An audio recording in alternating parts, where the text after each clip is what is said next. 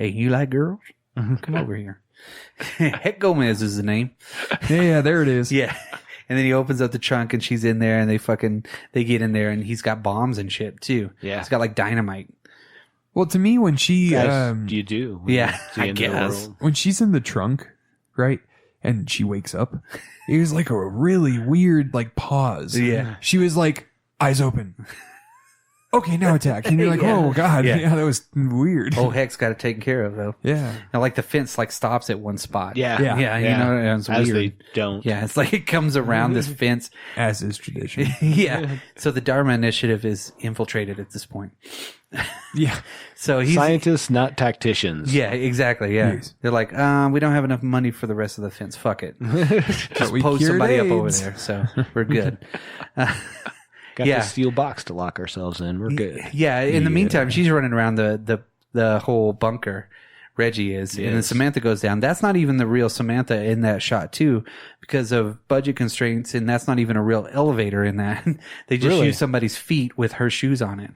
Nice. And yeah, so they made that whole scene kind of Without after her. the fact. Yeah, Nice. without her and stuff. And then she comes in and she almost shoots her too. Yeah, she does. She like turns around.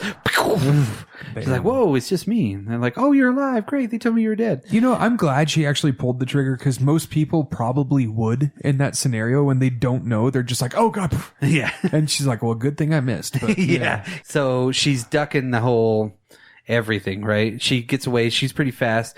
They start going upstairs to the outside because Heck's Yes. already been putting bombs underneath their one fucking Land Rover. Yeah, they have one vehicle. Yeah. Between them Smart. all. Yeah, they don't even have a bus and shit. Not like the T-virus people. And then, or the coronavirus, whatever you want to call it. T-virus, coronavirus are all the same. And, I don't even drink Corona, so I'm good, dude. yeah, I know we're good. perfect. Yeah.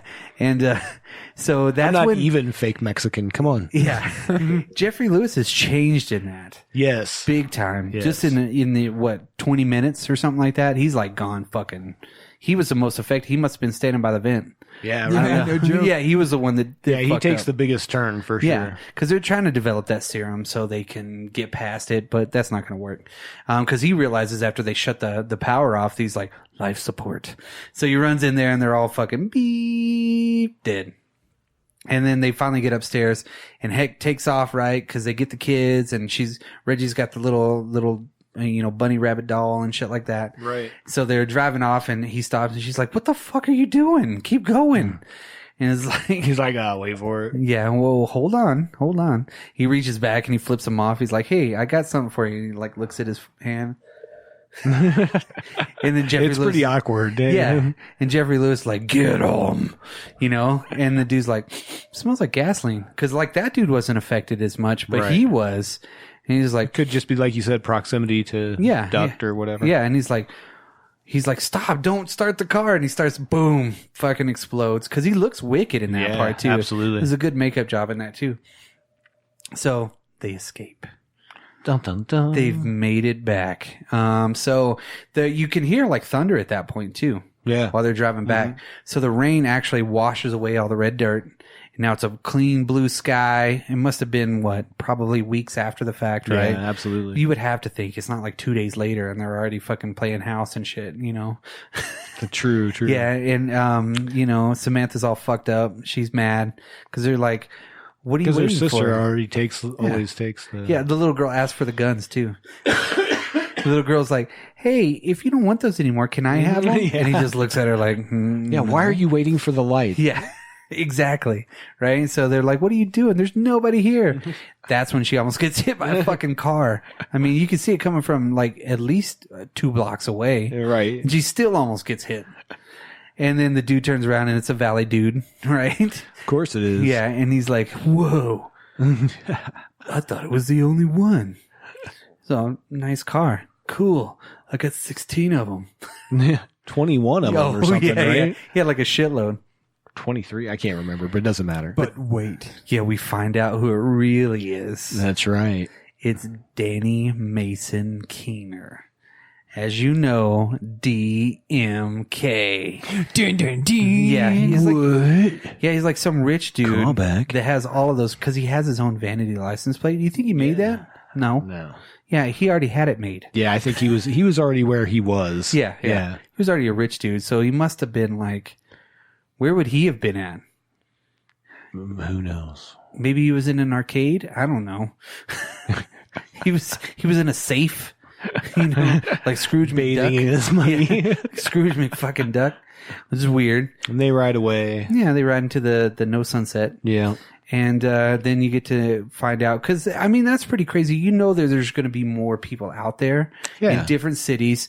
So the premise for it is a good start, but you know that we got a lot of love to give it. They really have that awesome song at the very end, because that's the second time they play. We got a lot of life to live. And they play football in the street, have a good time. So, you know, happily ever after, right? Great movie. One of the best of the 80s. Yep. Sci-fi movies, it's one of the top. Everything about it is just great. I was really surprised to learn that the zombies weren't an original part of this story at all. Really? Yeah, so originally it was just about these girls in a post-apocalyptic world, right?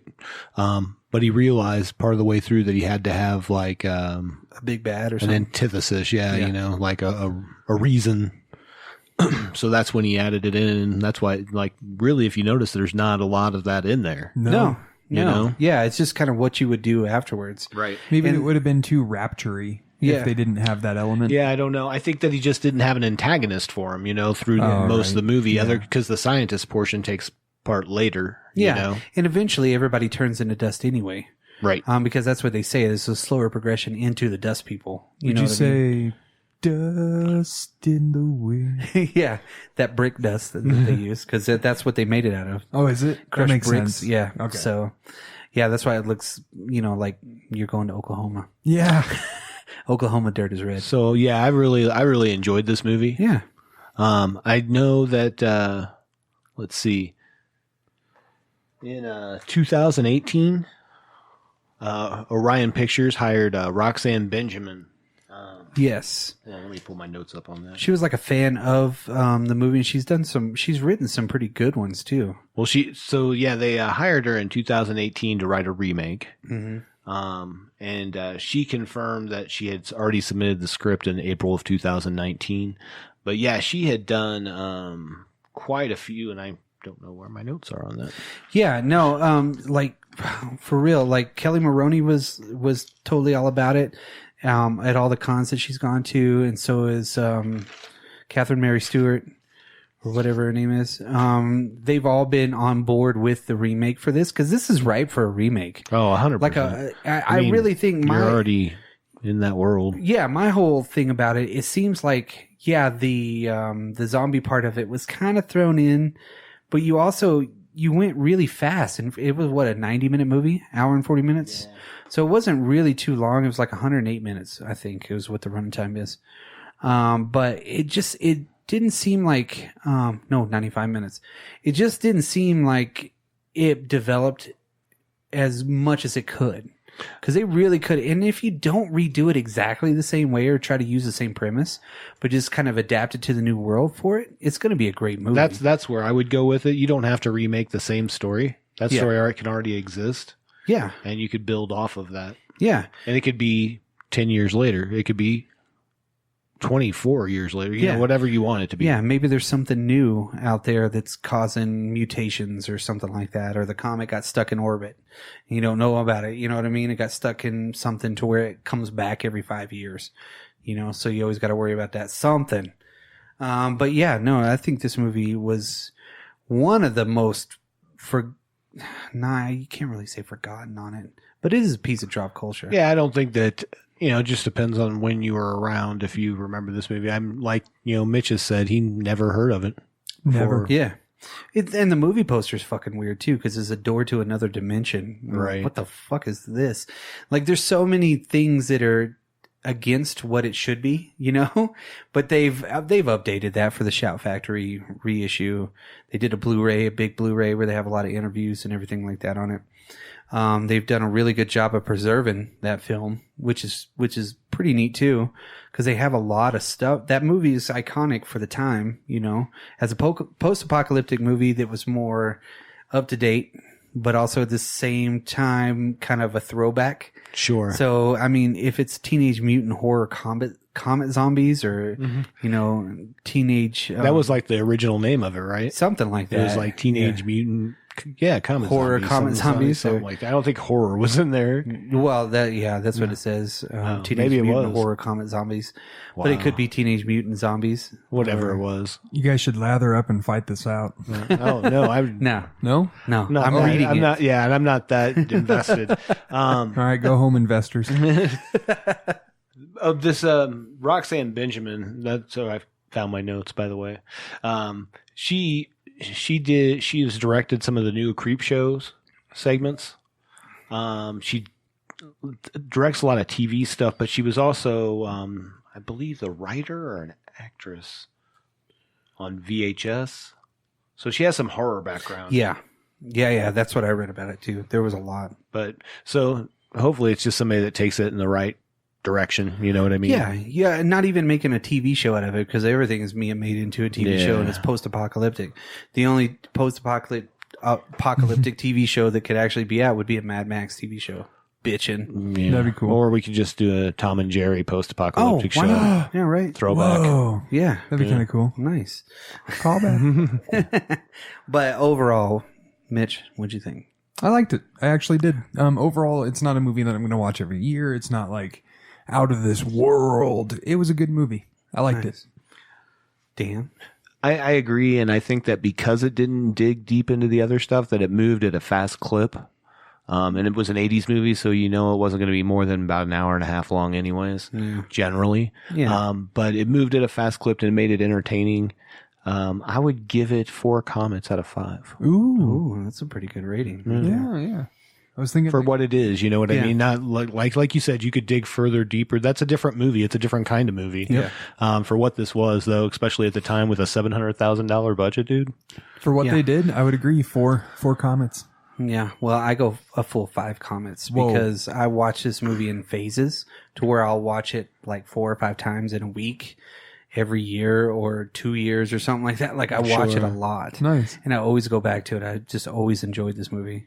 Really worth it. Yeah, for me, I've always like gone back to it and always seen it. Had it on VHS, didn't have it on VHS, had it on DVD, don't have it on DVD. But I it's just one of those that I'll throw on at any time if I'm doing homework or something like that. I'm like, oh, another comment. Boom. Boom. And I have a good time with that movie. So it's one of That's cool. it's one of my top 100. Nice. One of these days I'm gonna have the list. Oh my God. That's be going to a be lot a of crazy good list. Or an interesting list. Yeah, interesting. Yeah. Yeah, but I love that movie. I really do. And The Last Starfighter too. Both of those movies coming out. Yeah, there was just a lot of good stuff that was happening. And I know that there's talk of them remaking that movie, too. Yeah. See, so this is, again, Yeah. I don't want to digress too far into that, but things. Well, Hopefully they're done right and they're done respectfully to the source material. And honestly, I don't care. I That's what you just could wish hope for. people had more ideas. yeah, that's what Yeah. you could hope for if they do that. So we want to wrap it up, guys? Yeah. All right, cool. So that was the Drop Culture Podcast. If this is your first time or if you're a return listener, thanks again for tuning in. We are on all of the social media platforms, of course, Facebook, Twitter, Instagram, everything. Yeah, just look for Drop Culture Podcast. Drop Culture Podcast. Go to the Drop Culture Podcast worldwide website, www. Dropculture.com. There you go. Right Or you there. can even send us an email or at dropculturepodcast@gmail.com. at gmail.com. Whatever makes you happy. needs. Yeah. So- We're kind of sick of it. Yeah. No more dick pics. No. Nothing. But you could, if you wanted to, throw out a rating and a review on whatever pod spewer you prefer. That would be good. That would be good. It's what keeps the engine running. Yeah, of course. I want to give a shout out to all of our podcast friends out there. Not for Everyone podcast. There is a podcast that I just listened to. If you're listening to this and you like what we did, especially with our episode on suicide, we were the first ones to really release a really long episode like that. There's a podcast out there called No Dogs in Space. It's on the Last Podcast Network, and they actually have done 2 episodes on suicide and They did a 4 or 5 episode arc on the Stooges. So Nice. check those guys out. They're actually a pretty entertaining podcast for it. Just like the Not For Everyone podcast, Fountains of Fear podcast, every one of our friends out there on all of the podcasts. Enjoy. And have a